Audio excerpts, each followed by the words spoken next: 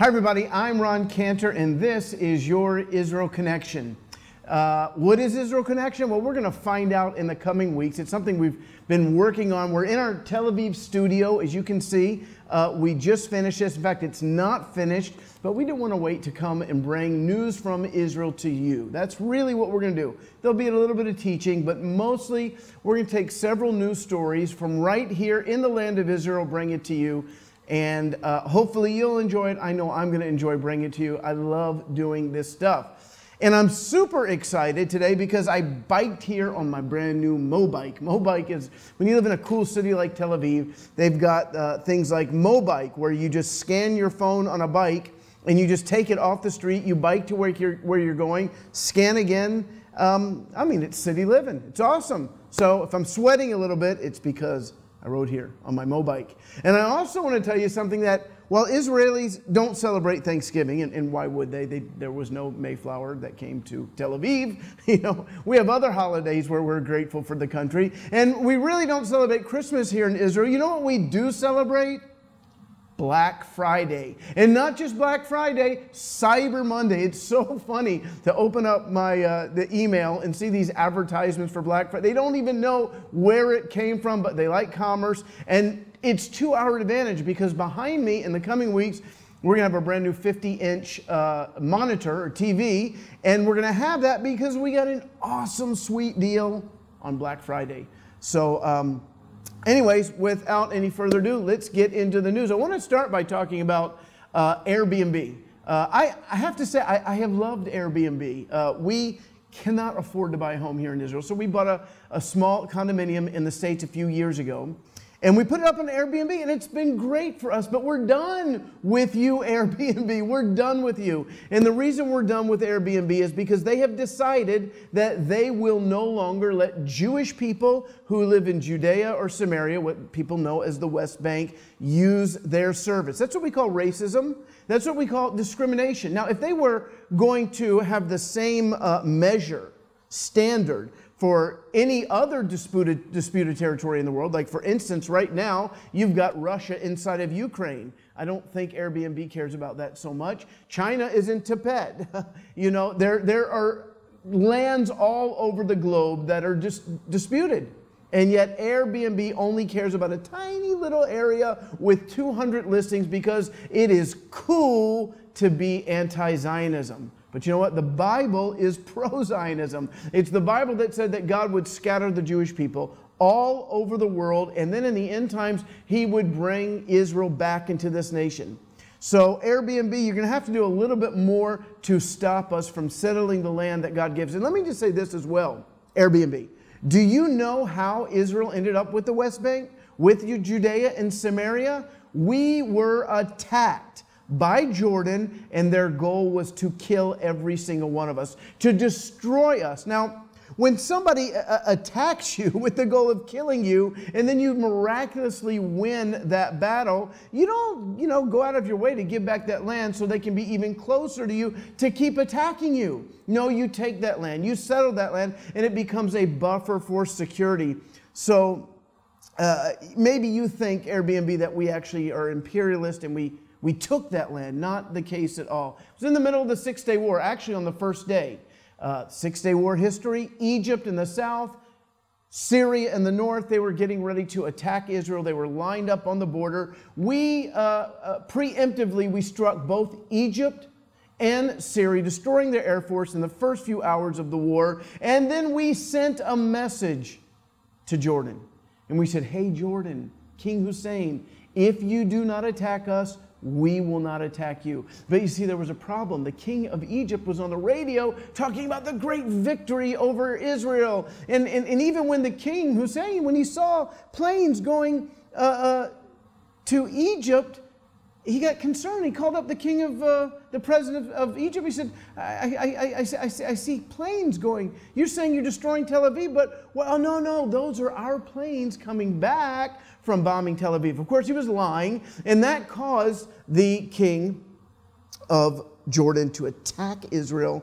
We prevailed over Jordan and ended up with Judea and Samaria. So I'm really sorry, Airbnb. Well, I'm not really sorry, but we're not giving up that land. And I want to just give a little bit of praise to the Beverly Hills City Council, because the Beverly Hills City Council has said Airbnb is not welcome in Beverly Hills as long as its policies are based on anti-Jewish double standards. They took a pretty bold stand. They also said in the event that Airbnb, or rather on behalf of our residents, this unanimous resolution reflects the City Council's ongoing commitment to Israel and to exposing hatred wherever it exists. Did you hear that, Airbnb? I know you go out of your way to say that you don't hate people, because I get your emails and you tell me I can't discriminate against people, and yet you're discriminating against Jews. What's that word? What's that word? Hypocrite, right, hypocrite. So maybe you should practice the very things that you preach. Okay, moving on. I just want to mention something. We're pregnant. No, not my wife. Can you imagine? No.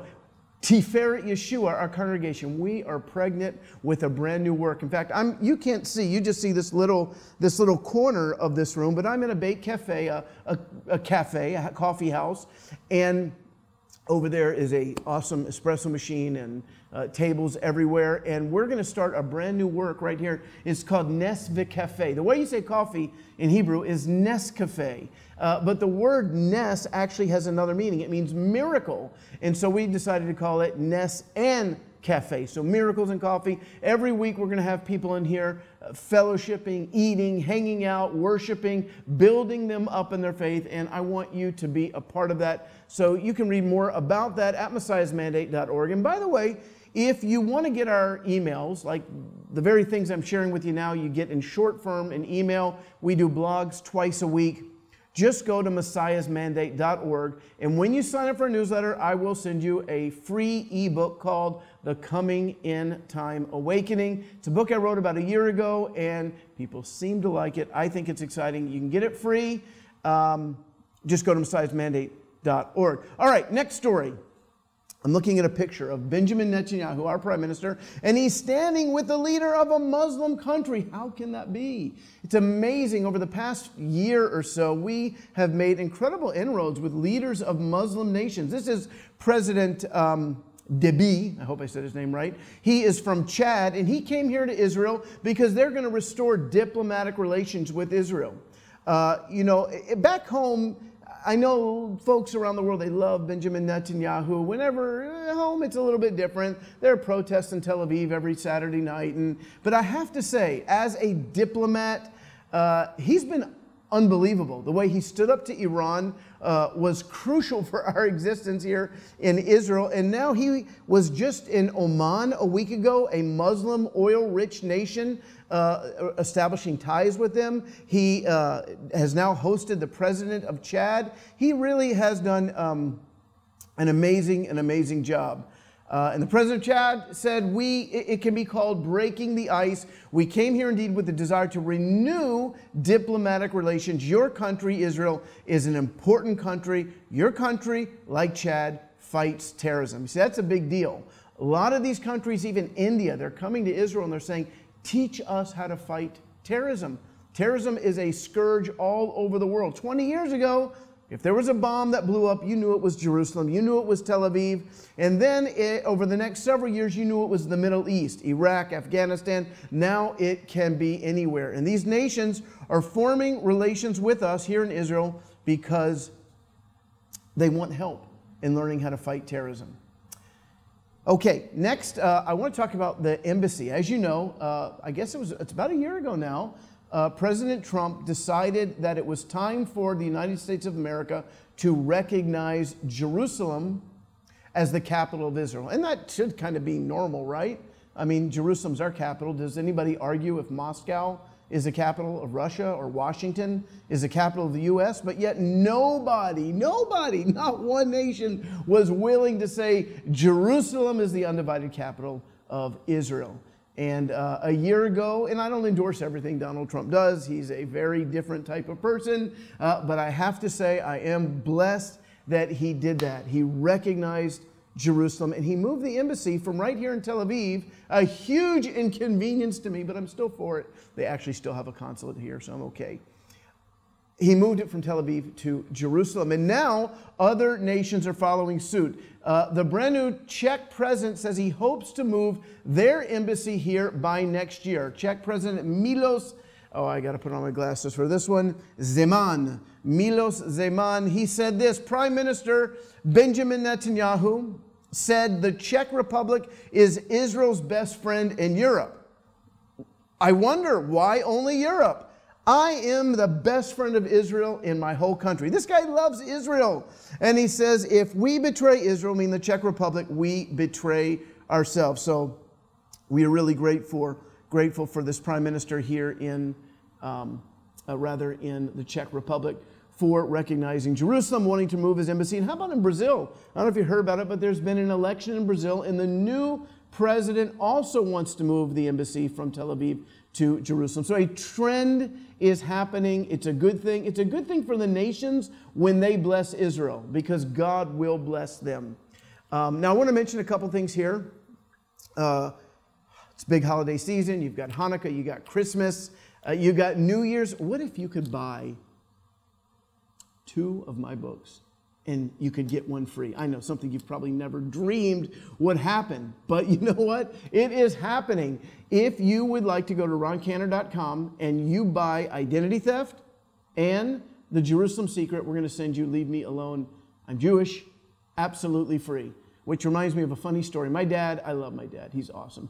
My dad, he used to send out our books to folks, and I would get the emails and then I would forward it to him. So I sent him an email and it said, send it and leave me alone. And then there was an address. Isn't that mean that I would say it to my dad? Almost 80 years old, and that's not what I meant. But my mother, because he printed out the email and it was sitting on the books, when my mother comes by and she sees it, it says, send it and leave me alone. And she calls me up and says, like, how can you talk to your dad like this? And I looked at the email, I said, no, Mom. Send it, IT, Identity Theft, and Leave Me Alone, I'm Jewish, the name of my testimony book. But I didn't see how it looked when I actually wrote it, send it and leave me alone. Fortunately, he understood it and he still loves me, and I love my dad. Okay, so you can get Identity Theft, or rather you can get Leave Me Alone, I'm Jewish, absolutely free if you buy Identity Theft and Jerusalem Secret. That is a $47 value. You can get it for just $30 when you go to roncantor.com. Did you know that this week a Jewish Israeli journalist was attacked in Berlin? Do you know why she was attacked? She was attacked because she was reporting in Hebrew. She was attacked by Muslim immigrants. They threw firecrackers at her. They harassed her. Again, it's because she was reporting in Hebrew. Can you imagine, of all places, Germany, as a Jewish person, being attacked for being Jewish, for being an Israeli? It's just really bad. Now, it wasn't German nationals that did it. These were immigrants from other Middle Eastern nations not named Israel that were harassing her. But you can actually see the video on Twitter. Her name is Antonia Yamim, and you can find that on Twitter if you just put her name in the search. I want to mention also that we are going to be having very soon a tour to Israel. Have you ever been here? It will change your life. I don't know about you, but I have been on vacations before. I get excited about them. We plan them. I go on Google, I search, and I learn everything I can, and it's going to be great. And you know what? It never, ever, ever, ever, ever meets the expectation. The fantasy of the vacation is always much better than the vacation itself. I want to tell you something. When you come to Israel, and by the way, Israel is safe. You know, I'm looking out the window right now and nobody's shooting anybody. Can you believe it? The things that you see on TV, it's not what happens here. People come here and they can't believe how unbelievably safe it is. We wrote a blog a few weeks ago about how the fact that Jerusalem is 17 times, something like that. It's one per deaths. Let's see, you know, part of live video is I can't do this again. 1 death per 100,000 people in Jerusalem during a given year, I believe. In St. Louis, it's 17. In other cities in America, it's higher or lower. It's so safe to be here. Yes, we do have terrorism from time to time, but it's very rare. We have awesome security forces. I feel far safer here than I do when I'm in the U.S. But I want to invite you to come here, because what will happen is that when you come here, you will have the fantasy of the trip, and I can almost guarantee, I'd say guarantee it, but I don't hate for someone to sue me, but I can almost guarantee you that it's going to blow you away. It will surpass the fantasy. It is just awesome. Every time we bring people here, we do it every single year. They don't want to leave. We have counselors standing by at the airplane to get people back on the plane. Not really, but you won't want to leave. You're going to love it. It's going to change your life. Our next tour is May 29th through June 8th, and you can just go to our website, roncantor.com, and get all the information on that. We would love to have you here again. It'll blow you away. Okay. Our final story today, is this our final story? I believe it is.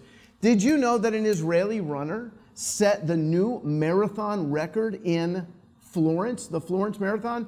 Her name is, easier to read than to say, Lona Korlima Chemtai, I think is how you say her name. She's from Kenya, and she's a runner, and her coach is Israeli, and they fell in love. It's a beautiful love story. They fell in love, and she immigrated to Israel. She became an Israeli citizen, and I'm looking at this picture. Let's see if you can see it. She is right there. Isn't she beautiful with her Israeli flag? And she didn't just win. She broke the European record. So, you know, way to go, our dear friend Lona Korlima Chemtai. And her time was 2 hours, 24 minutes, and 17 seconds. That is slightly faster than I could even do a marathon. No, I've never done a marathon. I wanted to. Anyways, that's all the time we have today. So those are 5 stories happening out in Israel. I want to encourage you, pray for us here in Israel. Pray that God would continue to bless us. Pray for our new ministry, Ness Cafe, right here in this room. Our first meeting is on Monday, which is Hanukkah. And so we're going to have an awesome Hanukkah party with all kinds of disgustingly calorie-filled foods like sufganiyot, which are jelly donuts, but even better and awesome, and potato latkes, which are potato pancakes. It's going to be awesome. Pray for us here. We want this to be a place that folks can bring their friends. Messianic Jews here in Israel can bring their friends. It's a safe environment. They can hear about Yeshua. We'll worship together. We'll get into the Word together. Keep that in prayer. Pray for us here in Tel Aviv that God will continue to bless and protect. And from Tel Aviv, we bless you wherever you are. Okay, God bless you. Have a great day, a great week. This has been your Israel Connection. I'll see you next week.